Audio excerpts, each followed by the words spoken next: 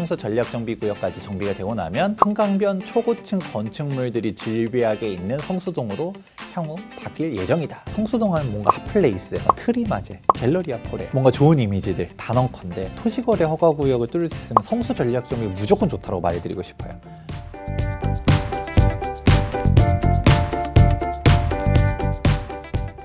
안녕하세요. 복덕방 기자들의 이데일리 오희나 기자입니다. 오늘은 김재경 투미부동산 컨설팅 소장님을 모시고 성수 전략 정비구역에 대해 알아보겠습니다.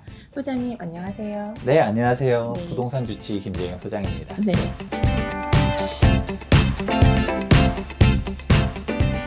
소장님, 오늘 성수동은 마용성으로도 잘 알려져 있잖아요. 그리고 최근 MZ세대의 핫플레이스로 떠올리고 있어서 이 지역에 대해서 관심 갖고 계신 분들 되게 많으실 것 같은데 현재 상황에 대해서 좀 설명 좀 해주시죠. 네, 성수 전략정비구역은 2009년도 한강 르네상스와 함께 이제 시작을 해가지고 준비가 되었었던 사업인데요. 위치를 보면 정말 좋습니다. 한강변 일대 딱 직사각형으로 해가지고 구역 지정이 되어 있고요. 1지구부터 4지구까지 존재하는데 이 4개 지구 모두 다 이 지구가 2020년도를 마지막으로 해서 모두 조합 설립 인가가 나 있는 상태입니다. 그러고서 지금 현재 건축심의에서 다 계류가 되어 있다라고만 일단 진행 단계는 이렇게 알아두시면 좋을 것 같고요. 일단은 가장 큰 장점은 한강변 바로 맞은편에 있다. 영구 조망이 핵심이라고 볼 수 있고, 그리고 주변에 이제 성수동 하면 이제 핫플레이스로 뜨고 있는 카페 거리들 같은 경우도 잘 형성이 되어 있고요. 또 서울숲도 존재하고요. 그리고 초고가 아파트들도 존재합니다. 대표적으로 갤러리아 폴에 아크로설 포레스트, 트리마제 이 삼총사로 대두되고 있는 초고층 건축물들이 있기 때문에 이제 성수 전략정비구역 같은 경우도 정비가 되면 정말 좋아지겠다. 그리고 여기서 가장 큰 쟁점 중 하나가 성수 전략정비구역 역시도 초고층으로 건축된다라는 것도 가장 큰 핵심이거든요. 그래서 성수 전략정비구역까지 정비가 되고 나면 한강변 초고층 건축물들이 즐비하게 있는 성수동으로 향후 바뀔 예정이다 라고 바라보는 게 성수 전략정비의 가장 큰 틀입니다. 우선 속도 같은 경우는 예전에는 4, 1, 3, 2순위다 라고들 말을 했었거든요. 그 순서대로 조합 설립 인가도 났고요. 근데 지금 솔직히 말하면 속도 차이는 없다 라고 봐도 됩니다. 뭐 4지구가 가장 먼저 되고 뭐고 이런 것들이 있었지만 이 지구가 2020년도 3월 달에 조합 설립 인가를 맨 마지막으로 받게 돼요. 그래서 그때 당시 일몰제 이슈가 정말 컸었는데 일몰제를 딱 피하면서 움직였거든요. 근데 나머지 지구들이 건축심의 단계에서 다들 지지부진하고 있는 동안 성수 2지구도 건축심의 단계까지 다 쫓아왔습니다. 4개의 지구의 속도는 다 똑같다라고 보면 좋을 것 같고요. 그러면 가장 유망한 데는 어디냐라고 하면 뭐니 해도 성수 1지구가 가장 메이저라고 할 수 있습니다. 성수 1지구는 세대수도 가장 크고요. 부지 면적 역시도 가장 넓고 부지 위치 역시도 가장 좋습니다. 왜냐하면 성수 1지구 바로 옆이 그 유명한 트리마제가 있어요.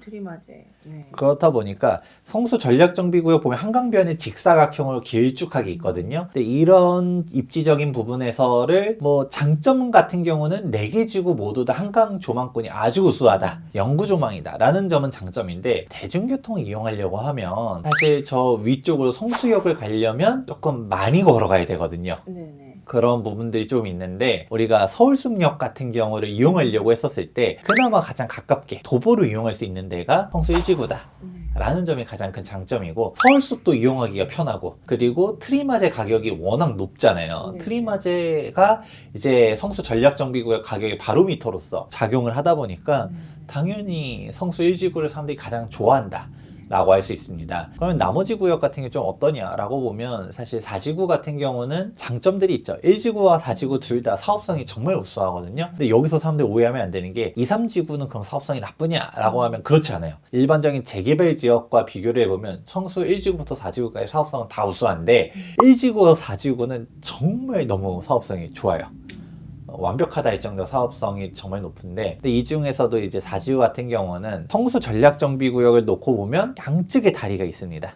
우선 첫 번째로 성수대교를 가장 먼저 떠올릴 수 있고 옆으로 가다 보면 영동대교가 있거든요. 근데 이 영동대교 옆으로 이제 자양동 쪽까지 방면으로 사직은 쫙 바라볼 수 있기 때문에 사실 우리가 조망권 확보가 훨씬 더 좋다. 왜냐면 초고층으로 해서 한강변 쪽이 쭉 있게 되면 앞으로 바라보게 되지 옆으로는 다른 초고층이 가릴 거잖아요. 근데 사지구 옆으로는 사실 가릴 게 없다라고 볼 수 있기 때문에 이 부분 역시도 이제 조망을 좀 더 높게 생각하시는 분들은 사지구 역시도 괜찮다라고 볼 수가 있고요. 그러면 2, 3지구 같은 경우는 별론가요? 1, 4지구에 비해서 별론가요? 라고 말하시는 분들도 있는데 오히려 가격적인 메리트가 아주 높다 그렇죠. 라고 할 수 있죠. 1지구 좋은 거 누가 몰라서 안 가나요?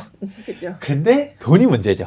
항상 돈이 문제이기 때문에 2지구와 3지구 같은 경우도 가격적인 메리트가 있고 제가 앞서서 좀 오해하지 말라라고 미리 말씀드렸던 게 사업성이 2, 3지구도 정말 좋아요. 대표적으로 비견되는 한남뉴타운, 맨날 한남뉴타운과 성수랑 비교되는데 2, 3지구의 사업성이 일반적인 재개발 지역보다도 사업성이 좋기 때문에 2지구, 3지구도 우리가 금액적으로 좀 저평가다. 그리고 우리가 강변북로 지하와 관련해서는 논란이 좀 있긴 해요. 진짜 되냐 안 되냐. 이 부분 같은 경우는 저 역시도 좀 더 지켜봐야 된다고 보고 있긴 한데 진짜 강변북로 지하화가 실천이 된다라고 하면 성수 전략정비구역 1지구의 절반이랑 2지구 앞에서 이제 조성이 되는 거거든요.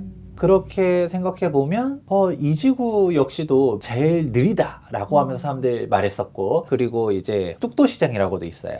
그 뚝도시장이 2지구 쪽에 분포가 되어 있는데 그 부분 때문에도 2지구가 사실 조금 속도가 똑같다 해도 가장 느리지 않겠냐라는 의견들이 존재하는데 그럼에도 불구하고 2지구가 가격적인 메리트가 있고 진짜 강변북로 지하화가 된다라고 하면 훨씬 좋아질 수도 있고 그리고 가장 비싼 1지구 옆이잖아요. 그것도 무시 못 하거든요. 그렇기 때문에 오히려 2지구가 기회의 땅이 아닐까라고도 생각합니다. 일단은 거래 자체를 완벽하게 막는다라고 하면 그렇지는 않습니다. 거래는 가능한데 거래가 제약되는 거죠. 어떤 식으로 제약되는지를 보면 좋을 것 같은데 우선은 서울시가 봤었을 때 투기성 수요들을 잡겠다는 거죠. 그래서 일단 실소유자만 거래가 가능합니다. 이 실소유자만 거래가 가능하다는 말에 어떤 부분들이 내포가 되어 있냐. 일단은 매수자 자체가 실제로 매수할 수 있는 사람, 매수하고서 실거주를 가능한 사람만 살 수 있다는 거죠. 나는 집이 있는데 그냥 여기 성수 전략정비구역 향후에 좋아질 것 같아 하면서 집만 사둔다든가 그럼 일단 다주택자는 일단 매수할 수가 없습니다. 허가 자체가 안 떨어져요. 일단 우선적으로 무주택자라든가 1주택자라 하더라도 처분 조건부 내가 이거 처분하고도 갈 거다 라는 게 우선 첫 번째고요. 두 번째 같은 경우는 그냥 내가 무주택자인데 살기만 할 거야 이것도 안 됩니다. 실제로 그 해당 주택에 거주를 해야 된다 라는 부분들도 이제 문제점으로 나타날 수 있고요. 이런 거래 제한들이 존재하다 보니까 실제로 성수 전략정비구역 매수를 고려하시는 분들이 있다라고 하면 일단 내가 매수할 수 있는 조건인가부터 따져볼 필요성이 있다라고 말해드리고 싶네요. 그럼 투자 비용은 보통 어느 정도로 예상을 해야 되나요? 자, 이제 이 부분 역시도 좀 쟁점 사항인데 우선은 일반적으로 재개발 재건축 투자 같은 경우에 일명 갭 투자라고 말하잖아요. 매매 금액이 있는데 전세 금액을 감안해가지고 실제 투자 금액 이렇게 말하는데 성수 전략정비구역 같은 경우는 실거주 요건이 있다는 얘기 해드렸죠. 그러면 전세가 안 껴 있겠죠. 그렇죠. 전세 끼고 살 수가 없습니다. 네, 그러겠죠. 그렇기 때문에 매매 금액이 곧 투자 금액이다라고 말해도 틀린 말은 아니에요. 투자 금액 자체는 얼마 들어가느냐 일단은 물건 유형부터 조금 다르긴 하는데 보통 단독주택 이런 거는 비싸겠죠. 근데 일반적인 빌라다 라고 하면 구역별로 차이는 있지만 18억부터 출발해서 22억 선에서 형성이 돼 있다 라고 보면 좋을 것 같고요. 그리고 아파트들도 존재해요. 성수 전략정비 한강변 보면 뭐 동양부터 시작해가지고 쭉 아파트들이 존재하는데 이런 아파트 같은 경우는 물론 평수 차이는 존재하지만 한 25억 정도. 그러면 여기서 좀 더 깊게 들어가면 좋을 게 우선은 아파트 같은 경우는 대출이 안 됩니다. LTV 규제가 풀릴 거라고도 보고는 있죠. 윤석열 당선인이 이제 LTV 규제를 풀어줄 수가 있다라는 말들이 존재하지만 일단 현행 시점으로 보면 LTV가 15억 초과면 아예 0원이죠. 네, 그렇죠. 현찰박치기를 해야 됩니다. 이런 부분이 단점인데 아이러니하게도 빌라 같은 경우는 대출이 또 돼요. 이거는 왜 되는지도 참 재밌는 게 지금 고가주택 같은 경우는 아예 안 돼요. 15억 초과의 부분 이런 고가주택들은 아예 안 나오는데 근데 이 부분에 대한 LTV 기준이 KB 시세의 기준이거든요. KB 시세랑 한국감정원 시세 중 높은 쪽을 산정하는데 재개발 지역의 빌라는 KB 시세가 존재하지 않죠. 그럼 공시가를 기준으로 가게 되는데 아무리 성수 전략정비구역 매매금액이 20몇 억이라 한다 하더라도 공시가격이 그렇게 높진 않거든요. 그래서 오히려 초고가인데 대출이 나와요. 물론 그래도 공시가격이 낮다라는 거는 또 네. 대출 역시도 낮죠. 그렇죠. 담보 가치도 낮다라고 할 수 있기 때문에 대출이 나와봤자 해봤자 뭐 3억 이렇게밖에 안 나오긴 합니다. 또 그게 어디냐라는 거죠. 그렇죠. 이런 식으로 투자 금액이 좀 더 낮아질 수가 있다라는 부분들도 장점이죠. 네. 이런 부분들도 좀 생각해 볼 수가 있다 보니 이제 실제로 내가 대출 부분도 좀 고려하면서 실입주, 왜냐면 지금 현재 대출 규제들도 조정대상 지역 같은 경우 6개월 이내에 전입하지 않으면 네. 대출 자체가 안 나오거든요. 예. 근데 우리는 토지거래 허가구역 뚫기 위해서도 반강제적으로 전입을 해야 되잖아요. 네. 그런 걸 생각해 보면 뭐 대출도 고려해 볼 수 있다. 아파트는 안 되지만 다른 주택들은 대출이 나올 수도 있다. 이렇게 생각해 보면 좋겠죠.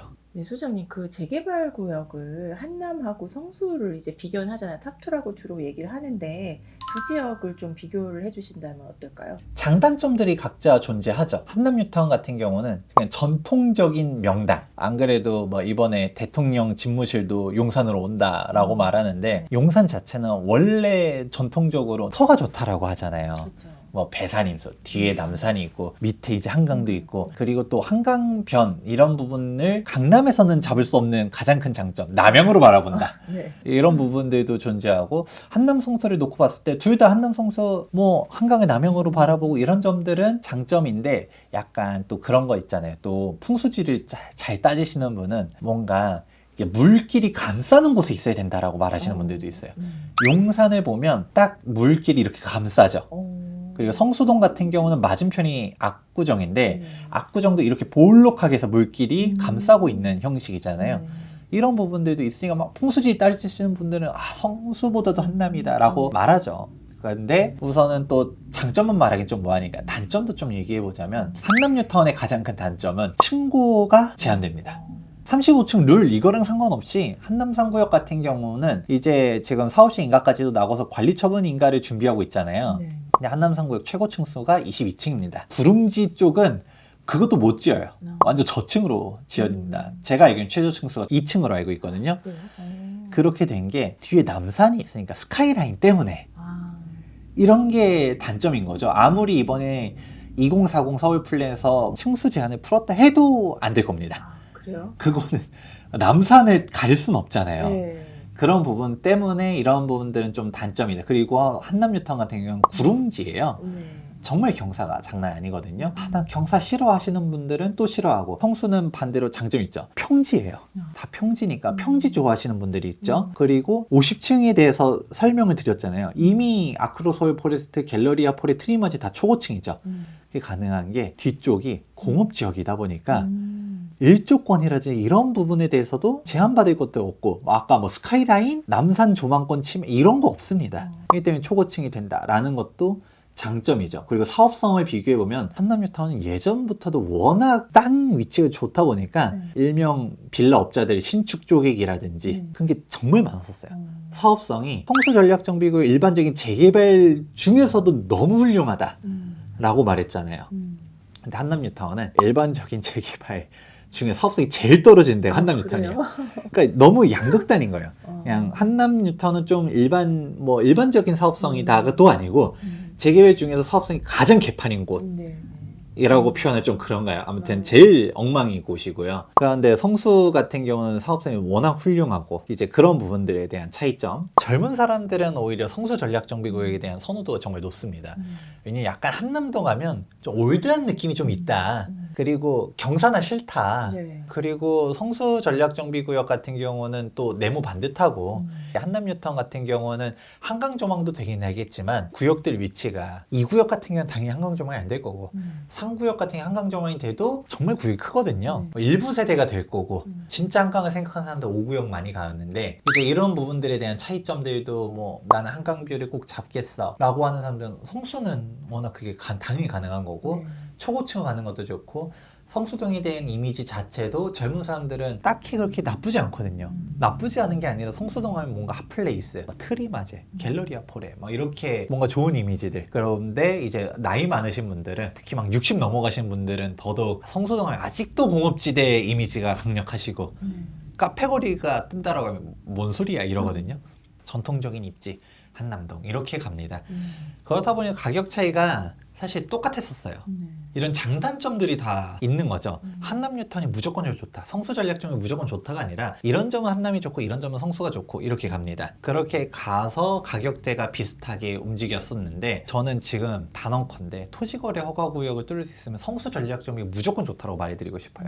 왜 그러냐? 가격적인 메리트가 한남보다 성수가 지금 한 4억은 더 쌉니다. 아까 한남 뉴턴은 22억에서 25억 현금을 들고 가야 된다는 얘기를 해드렸고 그조차도 전세가 좀 꼈죠. 뭐 전세 해봤자 얼마 안 되지만 매매금은 사실 더 높다라는 거거든요. 투자 금액이 그 가격이라는 거는. 근데 성수 전략정비구역 같은 경우는 매매 금액 자체도 뭐 18억에서 뭐 22억 여기서 오히려 대출을 받게 되면 좀 더 투자금이 낮춰지는 그런 선이 있기 때문에 예전에는 한남 성수 가격이 똑같았는데 비슷비슷했는데 토지거래 허가구역 성수 전략정비 억눌려 있다 보니까 지금 오세훈 서울시장에 대한 재선이 6월 1일 되냐 안 되냐도 분수령이긴 하지만 일단 2040 서울 플랜도 발표가 되고 성수 전략정비 지금 시점에선 정말 타이밍이다 라고 말씀드리고 싶습니다. 가장 대표적으로는 앞서 말해드렸던 것과 같이 토지거래 허가구역을 뚫을 수 있냐 없냐 이 부분이 가장 쟁점사항이라고 볼 수 있고요. 이 부분에 대한 속도 아무래도 사실 이제 인허가 관련해서 쟁점사항들이 있을 수밖에 없죠. 일단은 당장 6월 1일 지방선거 결과 누가 되느냐가 가장 큰 변수라고 볼 수가 있고요. 오세훈 서울시장이 된다라고 하면 성수 전략정비구역은 정말 탄탄대로라고 할 수 있겠죠. 그런 식으로 갈 수 있지만 예를 들어서 만에 하나 박원순 전 서울시장님과 같이 정비 사업을 정말 방해한다라고 해야 될까요? 아무튼 이제 그거는 이제 시장님의 신념과 같은 거였었으니까 기존에 있었던 정비 사업들도 해지하면 해지했지 신규 구역 지정도 안 하고 인허가들도 다 막아버렸거든요.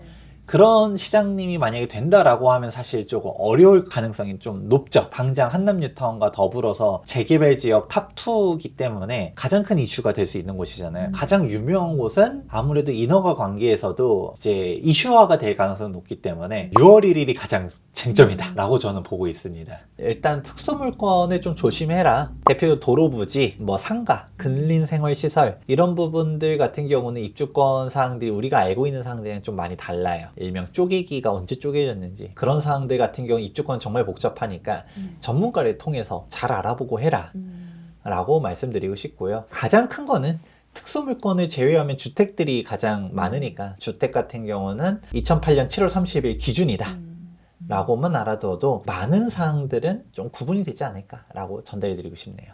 오늘 소장님 모시고 성수전략 정비구역에 대해 알아봤는데요. 성수동에 대해서 관심이 있으셨던 분들은 유익한 시간이었을 것 같습니다. 오늘 소장님 나와주셔서 감사합니다. 네, 감사합니다.